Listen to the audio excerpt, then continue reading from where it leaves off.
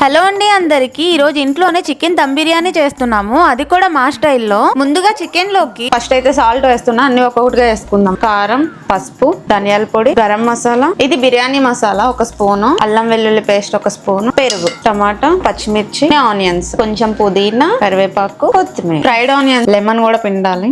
ఇప్పుడు దీన్ని అంతా కూడా చికెన్ కి పట్టేలాగా మంచిగా మిక్స్ చేసుకుని ఇప్పుడు దీన్ని 2 hours అయితే ఫ్రిడ్జ్ లో పెట్టి మ్యారినేట్ చేద్దాము. నెక్స్ట్ రైస్ కోసం ఒక బౌల్లో నీళ్లు తీసుకుని అల్లం వెల్లుల్లి పేస్ట్, షాజీరా, హోల్ బిర్యానీ మసాలా, కొత్తిమీర, పుదీనా, కరివేపాకు, సాల్ట్, గరం మసాలా, కొద్దిగా ఆయిల్ వేసి వాటర్ అయితే బాయిల్ చేయాలి. తర్వాత ఇంకో బౌల్లోకి నెయ్యి, ఆయిల్ వేసి షాజీరా, బిర్యానీ హోల్ మసాలా, ఆనియన్స్, పచ్చిమిర్చి, టమాటా, పుదీనా, కొత్తిమీర, కరివేపాకు ఇవన్నీ వేసి కలిపిన తర్వాత చికెన్ కూడా వేయాలి. ఆల్రెడీ మరుగుతున్న వాటర్ లో నానబెట్టిన బాస్మతి రైస్ నేసి అయితే ఉడికించాలి. నెక్స్ట్ చికెన్ రైస్ ఉడికిన తర్వాత చికెన్ ని రైస్ ని లేయర్ గా వేసుకుంటూ ప్రతి లేయర్ కు నెయ్యి, ఫ్రైడ్ ఆనియన్స్, కొత్తిమీర, పుదీనా అలాగే కుంకుమ పువ్వు వాటర్ వేసుకుని దమ్ పెట్టాలి.